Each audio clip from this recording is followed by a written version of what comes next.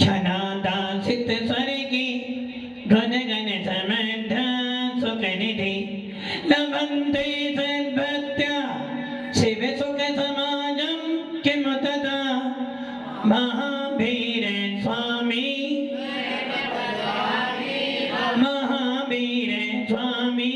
नयन पथिगामी भवतु मे महावीर स्वामी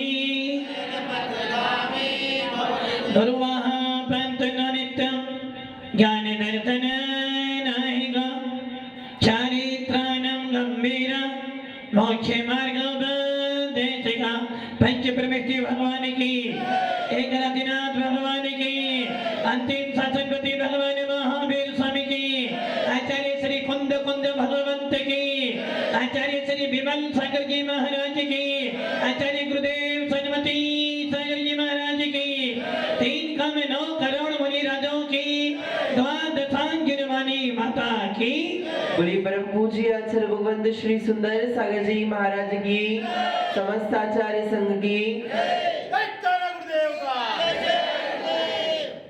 भव्य आत्मा भगवान महावीर का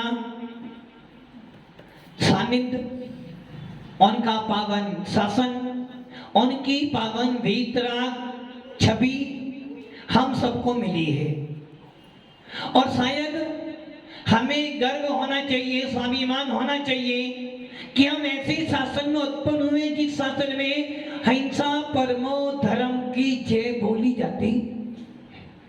हम उस शासन में आए जिस शासन के अंदर जियो और जीनो देव का नारा लगाया जाता है।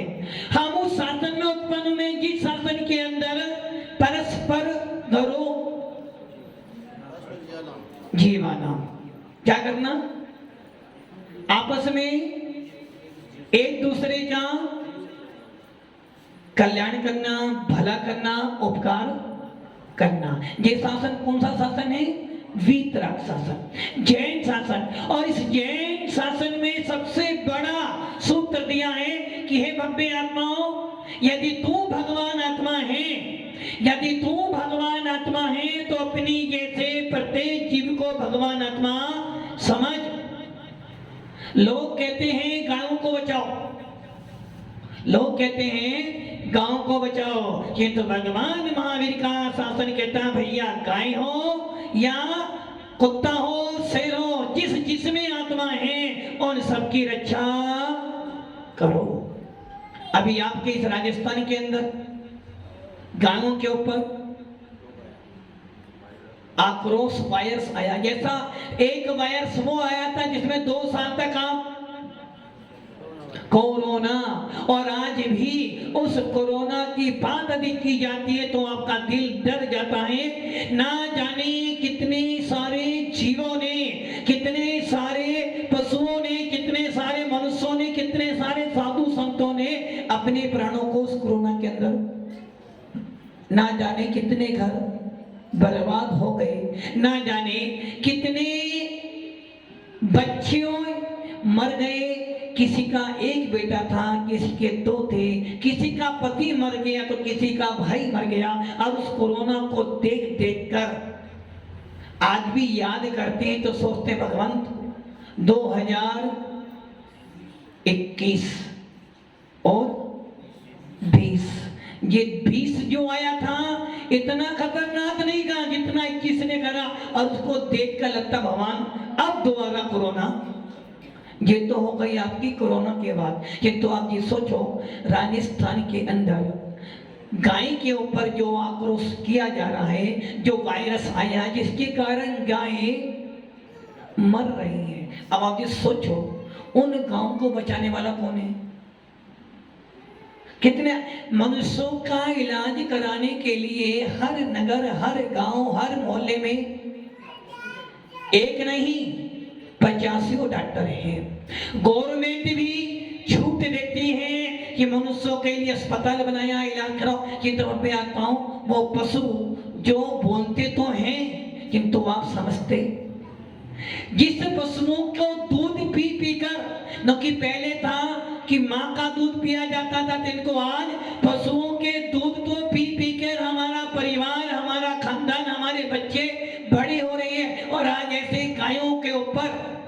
इतना रोग बढ़ गया है और उसके बाद भी बेचारी वो गाय क्या कर रही है, फिर भी आपको गोबर भी दे रही है, दूध भी दे रही है। दूध से आपका शरीर चलता है। यदि आपको सवेरे सवेरे टी चाय पीनी है तो सबसे पहले दूध चाहिए। आप सवेरे सो के उठते हो, बाद में सबसे पहले एक चाय की प्याली तुम्हारे टेबल पर।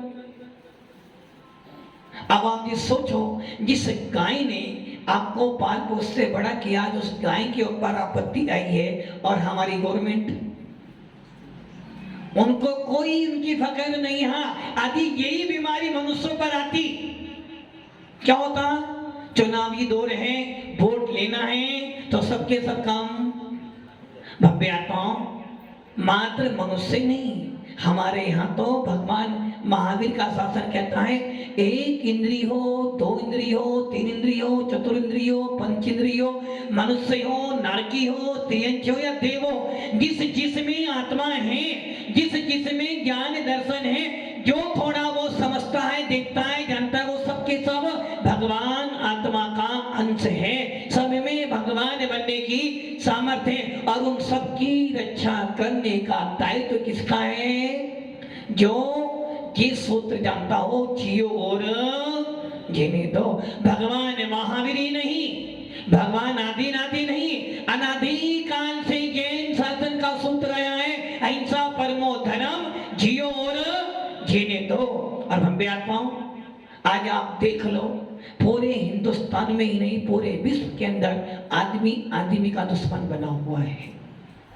पशु तो फिर भी शांति से जंगल में रह लेते हैं, और आप देखना, यदि आप सड़क से जा रहे हो, कोई गाय, कोई भैंस, कोई चल रहा, हाथी चल रहा हो, तो वो आपको देखकर अपने आप का रास्ता, और हम इंसान ऐसे ही मनुष्य हैं, यदि सामने वाला रास्ता पे आ रहा है तो सामने वाला रास्ता बदले, मैं अपना रास्ता बदलने वाला। मतलब कि कल मैंने बोला था, धर्म करत संसार सुख, धर्म करत निर्माण, अधर्म पंथ साधे बिना नर त्रियंच समान। मनुष्यों के अंदर मानवता होती है, मनुष्यों के अंदर बुद्धि होती है, अपनी बुद्धि से काम करता है, इसलिए मनुष्य को श्रेष्ठ माना गया है। किंतु आज का मनुष्य अपने स्वार्थ के लिए, हर किसी को धोखा देने के लिए, फिर भी पशु, जिस पशु को तुम डंडे से मारते हो, बेचारी वो गाय जब तुम्हारे घर पर आती है, पहले क्या करते थे? पहले महिला जब खाना बनाती थी, सबसे पहली रोटी किसके निकालती थे? किसके निकालते थे? और अंतिम कुत्ते की। आज क्या हो गया है? आज हमने ये परंपरा पूरी बंद कर दी, जबकि पहली रोटी तो, अब आपने जब एक रोटी गाय को खिलाई तो उस गाय ने क्या किया? आपको दूध दिया।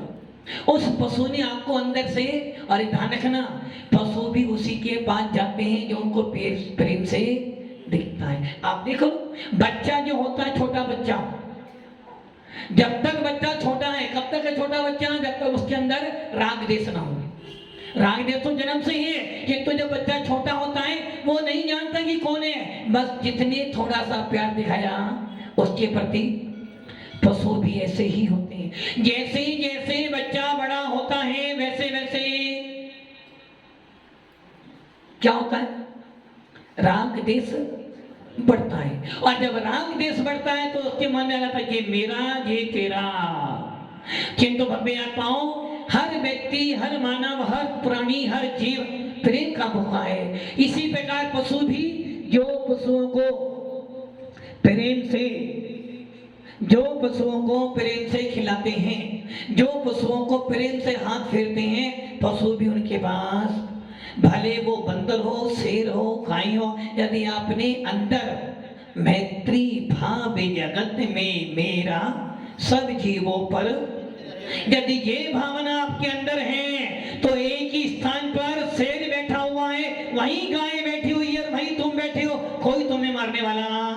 और इसका सीधा जागता उदाहरण है जैन शासन, वीतराग धर्म, वीतराग धर्म के समोसन में, भगवान महावीर के समोसन में, एक वीतरागी भगवंत के समोसन के अंदर यदि मनुष्य जाते हैं तो देव भी जाते हैं, और देव जाते हैं तो पशु भी। और जब पशु जाते हैं एक ही स्थान पर चूहा भी बैठा और बिल्ली भी, जबकि चूहा और बिल्ली का जन्म जात बैर है। एक स्थान पर चूहा बिल्ली, यदि चूहा है तो उसको बिल्ली से डर है, बिल्ली को कुत्ते से डर है, और कुत्ते को शेर से डर है। किंतु भव्य आत्मा उस महान समोसरण के अंदर जहाँ वीतराग छविधारी भगवान अरहंत विराजमान है, जिस छवि को देखने के बाद पशुओं की तो बात छोड़ो, देवों को भी सम्य दर्शन की प्राप्ति हो जाती है। एक बार यदि हम सच्चे मन से, यदि एक बार मन वचन काय से, एक बार उपयोग पूर्वक, एक बार भावों से सहित यदि जिनेंद्र देव की भीतरा छवि देखते हैं तो हमारे हृदय के अंदर भी मिथ्यात्व जैसा शत्रु कमजोर पड़ जाता है। ऐसी वो भीतरा छवि आपने बहुत सुंदर मंदिर बनाया है, बहुत अच्छी भगवान की प्रतिमा विराजमान की है, मात्र उस पाषाण के भगवान में सूर्य मंत्र देने के कारण क्या दिया? जयपुर से बड़े भगवान ले आए, लाके विराजमान कर दिया। अरे दिगंबर मुनि ने सूर्य मंत्र दिया, और जैसे ही मंत्र पड़ा वैसे ही आपके लिए वो कौन बन गए? देवादिदेव वीतरागी भगवान बन गए। जयपुर से लाए थे, भगवान नहीं थे, भगवान नहीं थे ना, भगवान नहीं थे कुणाल भैया, भगवान तो थे, आकार तो वही था, आकार तो वही था। क्या सूर्य मंत्र देने के बाद आकार बढ़ गया? आकार तो वही था। जब जयपुर से लाए थे तब भी उसन ऊंचे आसन पे रखा था। आपने मूर्ति जयपुर से लाए, कहाँ रखी आपने? अच्छी टेबल पे, बड़े ऊंचे आसन पे। नहीं, ये भगवान बनने वाले हैं। और यदि उस टेबल पर जरा सा आपका पैर लग गया तो क्या करोगे? परस भैया, अभी भगवान बने नहीं है। आपने विशाल मूर्ति लाए, 31 फुट की मूर्ति लेकर आए, और आपने सोचा कि चलो इसकी प्रतिष्ठा 2 महीने बाद कराएंगे, चतुर्मास के बाद, और विराजमान रख दिए सीधे वेदी पर रख दी। बोलो, यदि उस मूर्ति पे आपका पैर लगे तो क्या करोगे आप? कम से कम एक कायो सर तो, हे भगवान मिच्छा में, क्यों? हमें तो भगवान तो बने नहीं। अरे भगवान बने नहीं है, किंतु भगवान का आकार तो दिख रहा है, नाम निक्षेप तो हो गया, और ऐसी प्रतिमा को देखने के बाद लगता है यही तो भगवान बनेंगे, यही तो भगवान है। और एक कारीगर आया, एक महाराज जी बोले भाई ये प्रतिमा थोड़ा कान बड़ा हो गया है, थोड़ी सी नाक मोटी हो गई है। वो कारीगर आया और उस कारीगर ने मूर्ति पे पैर रखा और क्या किया? नाक भी सही कर रहा है। किसकी कर रहा है? किसकी नाक सही कर रहा है? पत्थर की? पत्थर की कर रहा है क्या? नहीं, पत्थर की तो नहीं बोलोगे आप। क्या वो मूर्ति बोलोगे? भगवान की मूर्ति में ना, भगवान की मूर्ति थोड़ी सी नाक टेढ़ी होगी, वो सही कर दो भैया। ये नहीं बोलोगे पाषाण की कर दो। इस भगवान की प्रतिमा की नाक थोड़ी सी मोटी है, पतली करनी है। वो कारीगर जाएगा, उसी मूर्ति पर पैर रख के काम कर रहा है। अब मैं आपसे कहता हूं, क्या आप उस मूर्ति पे पैर रखोगे? भगवान तो है नहीं, वो भी भगवान नहीं है। वो आप मूर्ति जयपुर से लाए हो, वो कारीगर उस बड़ी मूर्ति पे पैर रखकर घिसाई भी कर रहा है, कान भी सही कर रहा है, नाक भी सही कर रहा है। आप उस पे पैर रखोगे क्या? क्यों? अभी भगवान कहाँ है? अभी भगवान नहीं बने हैं, अभी प्रतिष्ठा बाकी है, फिर भी आप पैर नहीं रखोगे। क्यों? नौकीन में भगवान का आकार बन गया है। जिस वेदी पर भगवान विराजमान होने वाले हैं, अभी शुद्धि नहीं हुई है, फिर भी उस वेदी पर आप पैर रखने के लिए तैयार। क्यों? कि भैया नहीं, इस पे तो कौन विराजमान होंगे? देवादिदेव अरहंत भगवान।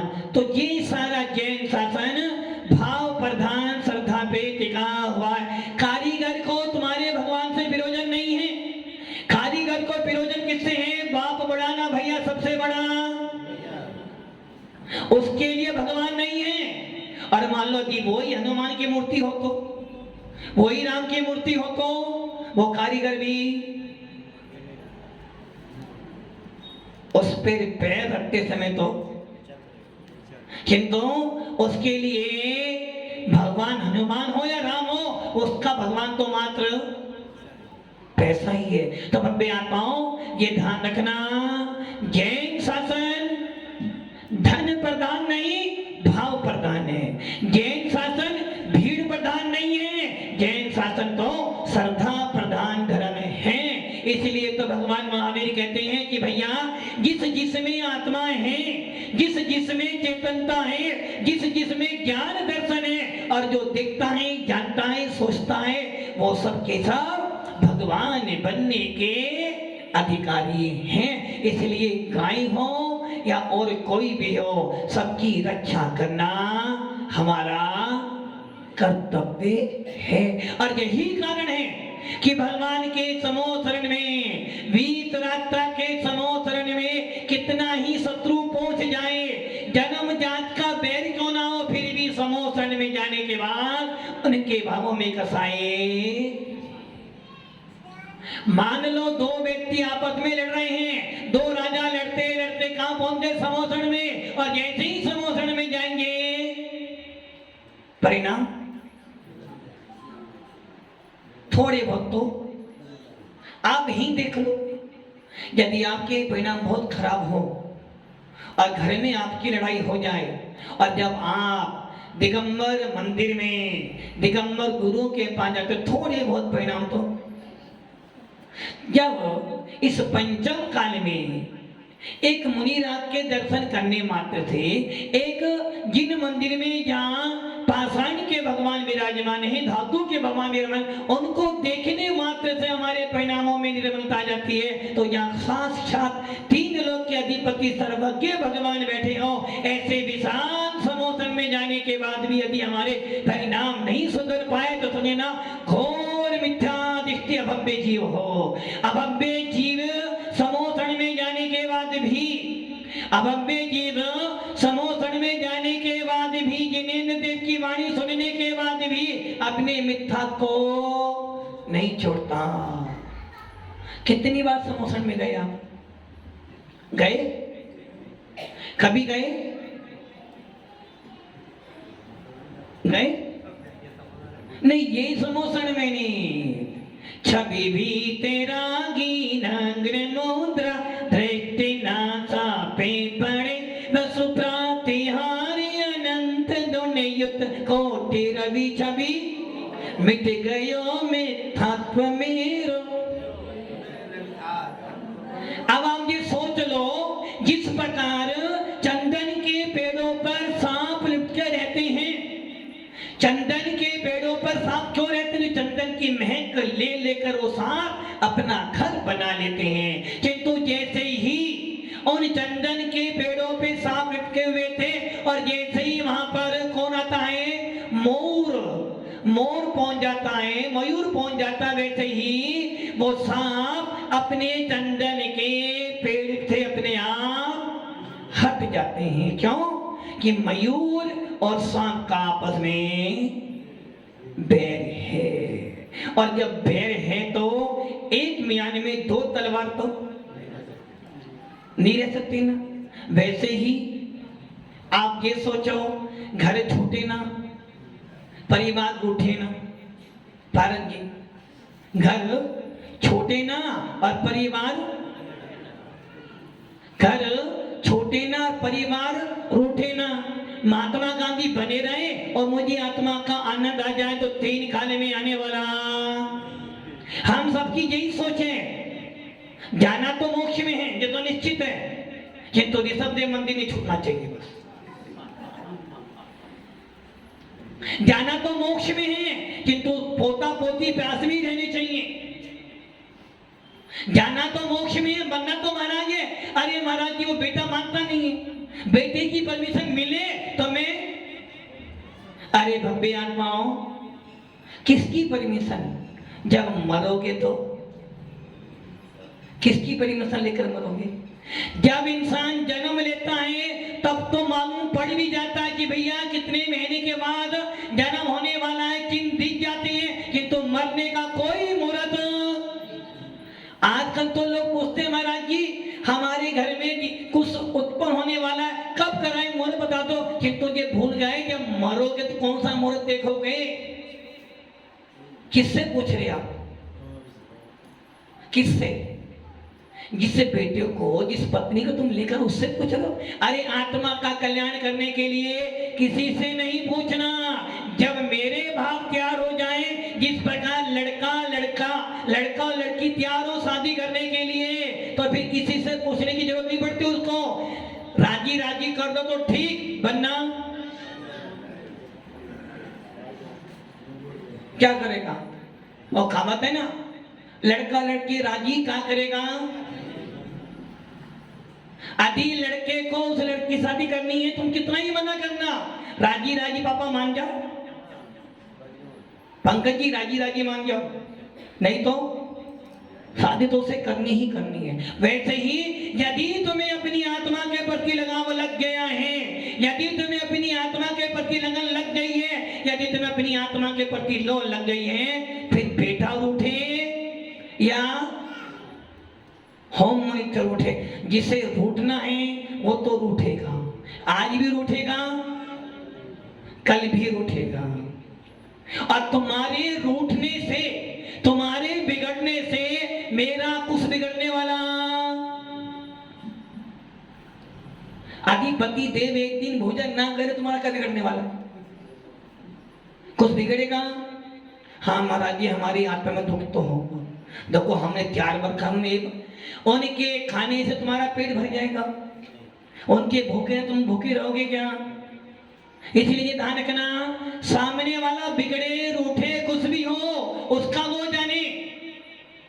उसके रूठने से, नाराज होने से, नहीं आने से मेरी आत्मा पे कोई फर्क पड़ने वाला। यदि मैं रूठ गया, मैं बिगड़ गया, बेटा बहुत अच्छा है, बेटा बहुत अच्छा है, पत्नी बहुत अच्छी है, पोते बहुत अच्छे हैं, किंतु यदि मैं बिगड़ गया तो सब बिगड़ गया।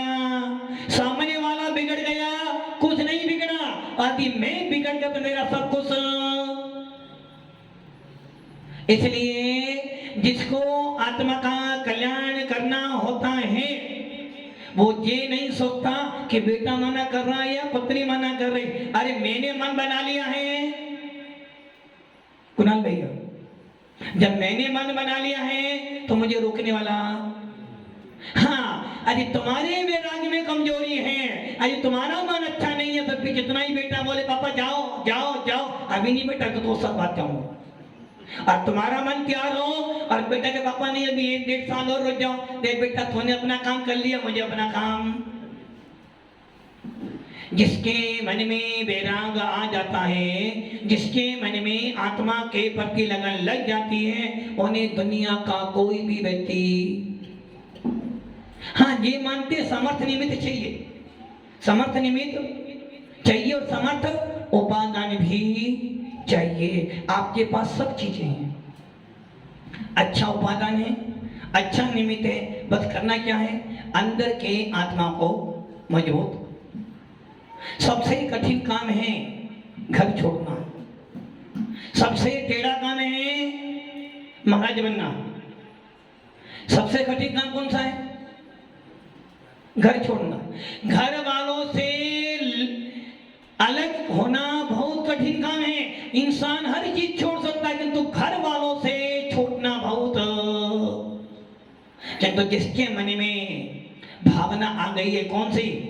मुनि सकल बती बड़े भागी, भवे भोगन ते बैरागी, बैरागे उपावन माही, चिंतई अनुप्रेक्षा भाई। उसके लिए कोई कठिन काम नहीं है। सबसे कठिन काम है घर में रहना, सबसे कठिन काम है गृहस्थी चलाना, और सबसे सबसे सबसे कठिन काम है धन को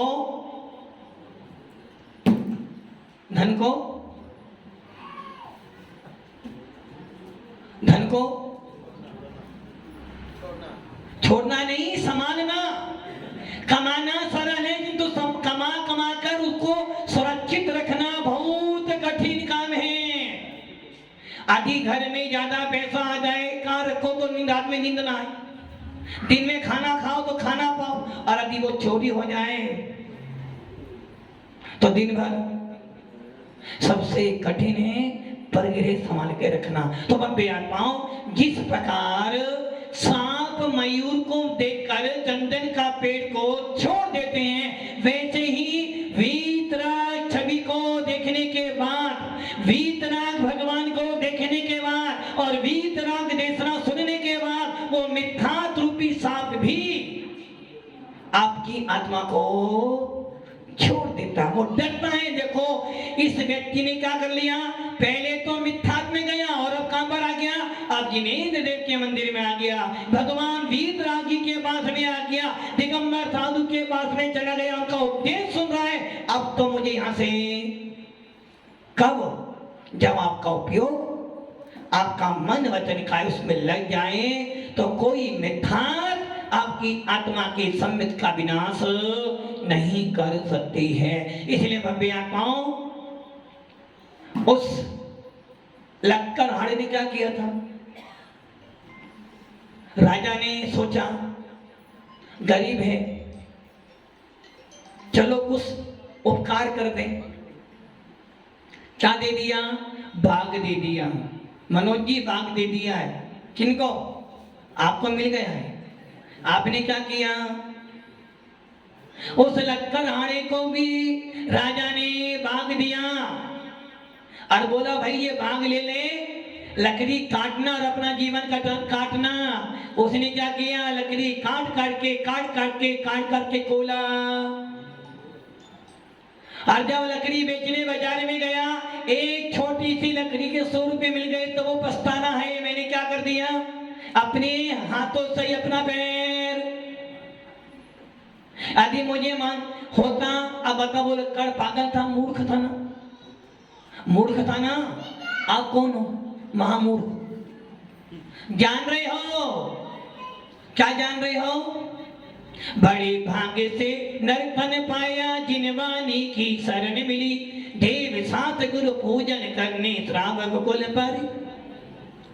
दौलत राम की वो पंक्ति फिर याद कर लो, दौले समझे सुन चेती सियाने, काले बता मत खोबे, जे नरे भवे फिर मिलन कठिन है, जो सम्मित्व नहीं, बार बार नहीं मिलने वाला मनुष्य भव, बार बार नहीं मिलने वाला वीतराग शासन, और बार बार नहीं मिलने वाले सच्चे देव साथ गुरु अभी मिल गए हैं। पंच इंद्रिय बन गए हो, मनुष्य बन गए हो, जिनको मिल गया है, अच्छा धन मिला है और अच्छी बुद्धि मिली है, और ये निश्चित है मरना सबको। राजा राणा छत्रपति हाथन के असवार, मरना सबको एक दिन। कुणाल भैया क्या कर रहे, नहीं मरना किसी को, मरना सबको एक ही दिन मरोगे, लेकिन अपनी अपनी बारी सबको जाना। इसलिए मृत्यु आए उससे पहले मृत्यु पे विजय प्राप्त, घर के काम तो कल भी किया था ना, सवेरे भी किया, दिन में भी किया, रात में भी किया, अभी भी कर कर आए हो, और आने के बाद फिर करोगे, और करते करते मर जाओगे, फिर भी घर के काम तो, घर के काम, घर के काम पूरे नहीं थे, आपकी आयु पूरी जरूर। आदमी मरते मरते मर जाता है, किंतु उसको एक पल की फुर्सत कमा कमा के कहा ले जाओ। महाराज जी कुछ भी तो नहीं है, सवेरे कुआं खोदते हैं, शाम को भर लेते हैं, फिर सुबह खोदते हैं। अरे भैया अच्छा है कुआं खोद तो रहे हो, कम से कम ये तो सोच रहे हो, अरे इतना कहूं कि कुआं खोदता हूं, मेरा पेट तो भर रहा हूं। यदि ज्यादा कुआं खोद लोगे भर जाएगा तो पानी सड़ जाएगा, और सड़ा पानी तो हाथ धोने के काम भी। तो ये निश्चित समझ लो, घर के काम पूरे होने वाले, किसी के पूरे हुए क्या? कहाँ गए वो, कहाँ गए जिन, कहाँ गए वो राम और लक्ष्मण जिन रावण, और कहाँ गए वो चक्रवर्ती तीनों 6 खंड जीते, बताओ कहाँ गए सबके सब? कहाँ गए? चक्रवर्ती का भी 6 खंड का अधिपति, जब भी उसका मन नहीं भरा तो तुम्हारे पास में तो एक भी खंड नहीं है, तो तुम्हारा मन कहां से भरेगा? इसलिए भव्य आत्माओं, जीवन समाप्त हो जाएगा, आयु पूरी हो जाएगी, तुम्हारे काम पूरे होने वाले, तो क्या करना? महाराज जी बात तो ठीक कह रहे हो आप, किंतु अभी थोड़े काम तो कुनाल में थोड़े काम तो बाकी है ना। हाँ हमारा जिम्मेदारी जो कुआं खोदा वो तो भरना ही पड़ेगा। अरे भैया समय सार कह रहे हैं, किसका कर्ता बन रहा है? तो अपना नहीं बन रहा। सारा जीवन किसके लिए जी रहे हो? किसके? अपने लिए। यदि निश्चित समझ लो अपने लिए तो आप एक टाइम का खाना भी शांति से नहीं खा रहे। सवेरे से लेके रात तक चिंता किसकी होती है? कभी माता की, कभी पापा की, कभी अरे वो बहन आने वाली है, रक्षाबंधन आ रहा, दीपावली आने वाली है, वो करना है, कभी बहन, कभी माँ, कभी पापा, कभी बहन। और जब इनसे छूट जाओ तो 2-2, 3-3 मोबाइल पड़े हुए हैं। बेटे को स्कूल भेजना है, बेटी को स्कूल भेजना है, उसकी शादी करनी है, वो चिंता। और इनसे बचो तो होम मिनिस्टर की अब पत्नी की सुननी पड़ेगी बार बार। उनसे बचो तो घर वालों में और बुआ बहनी है, और उनकी बचो तो फिर उसके बाद में रहेगा आस पड़ोस वालों। उनके बच जाओ तो फिर देवता गुरु, उनके बचने के बाद कई नंबर अपना आएगा। सवेरे से के रात तक मेहनत कर तो किसके लिए? जाएगा जब यहाँ से कोई न साथ होगा, जाएगा जब यहाँ से कोई न साथ होगा, 2 गज कफन का टुकड़ा तेरा लिबास हो। कमा कमा के तिजोरी भर दी, जब मरोगे ना वो कफन भी, फिर भी कुछ काम तो बाकी है, कुछ काम तो। महाराज जी नहीं हम तो फ्री हैं, कोई काम ही नहीं है, दुकान जाते नहीं है, घर में बैठे, फिर भी काम नहीं है, फिर भी। इसलिए भव्य आत्माओं, काम कभी पूरे होने वाले नहीं। एक इच्छा पूरी होती दूसरी इच्छा, और दूसरी तो तीसरी जो करते करते करते एक दिन आ जाता है कि आदमी का आयु पूरी हो जाते, फिर भी उसकी इच्छा पूरी। तो इसलिए भगवान वीतरागता का शासन मिला है, भगवान महावीर की वीतराग वाणी मिली है। इसे सुनकर अपने अंदर, भगवान आत्मा के अंदर सम्यक दर्शन उत्पन्न करो, और सब कुछ छोड़कर, सब कुछ क्या छोड़ना है? क्या छोड़ना है? क्या छोड़ना है? बेटा कह रहा पापा दुकान पर मत आओ, घर बैठो। कुणाल भैया कहते ना पापा से, पापा जरूरत नहीं है दुकान पर आपकी, सुन लो दुकान पे जरूरत नहीं है आपकी, घर बैठो।